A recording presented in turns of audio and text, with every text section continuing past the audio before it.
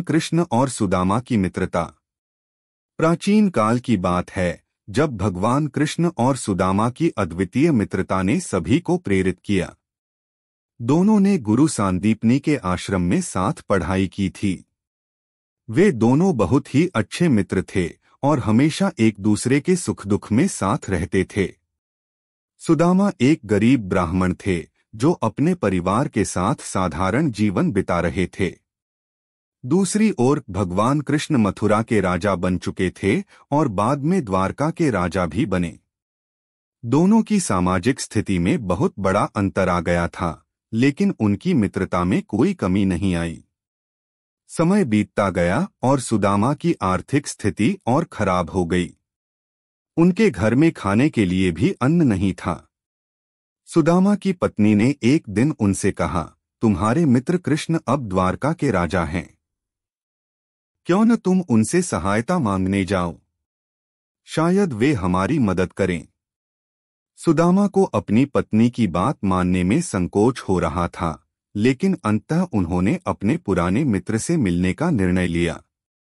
वे द्वारका की ओर चल पड़े, लेकिन उनके पास कृष्ण के लिए भेंट स्वरूप देने के लिए कुछ नहीं था।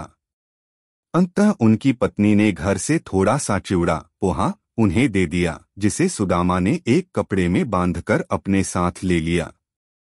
जब सुदामा द्वारका पहुंचे तो उन्होंने देखा कि द्वारका बहुत ही सुंदर और समृद्ध नगरी है। वे सीधे कृष्ण के महल के द्वार पर पहुंचे, लेकिन वहां के द्वारपालों ने उन्हें अंदर जाने से रोका। सुदामा ने उन्हें बताया कि वे भगवान कृष्ण के पुराने मित्र हैं और उनसे मिलने आए हैं।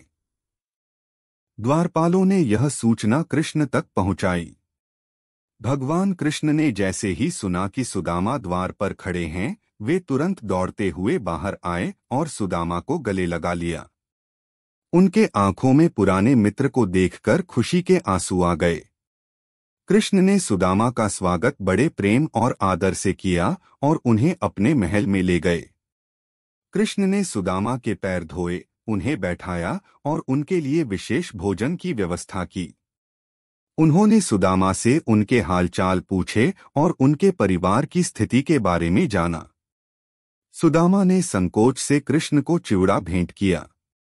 कृष्ण ने उसे बड़े प्रेम से स्वीकार किया और तुरंत खाने लगे। सुदामा ने अपने मन की बात नहीं कही, लेकिन कृष्ण ने उनके बिना कहे ही सब कुछ समझ लिया। उन्होंने सुदामा की गरीबी को दूर करने का निर्णय लिया। सुदामा ने महल में कुछ दिन बिताए और फिर अपने गांव लौटने का निर्णय लिया। जब सुदामा अपने गांव पहुंचे तो उन्होंने देखा कि उनका टूटा फूटा घर एक सुंदर महल में बदल चुका था। उनके पास अब खाने के लिए भरपूर अन्न था और उनकी आर्थिक स्थिति पूरी तरह से बदल चुकी थी। सुदामा की आंखों में आंसू आ गए और वे भगवान कृष्ण की महानता और उनकी मित्रता की प्रशंसा करने लगे। इस प्रकार कृष्ण और सुदामा की मित्रता ने यह सिद्ध किया कि सच्ची मित्रता किसी भी स्वार्थ या सामाजिक स्थिति से परे होती है। उनके इस पवित्र संबंध ने मित्रता का एक आदर्श उदाहरण प्रस्तुत किया है, जिसे हर युग में याद किया जाता रहेगा।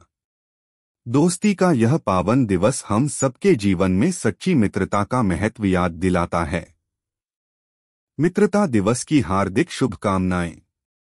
Thank you to all our subscribers for your support.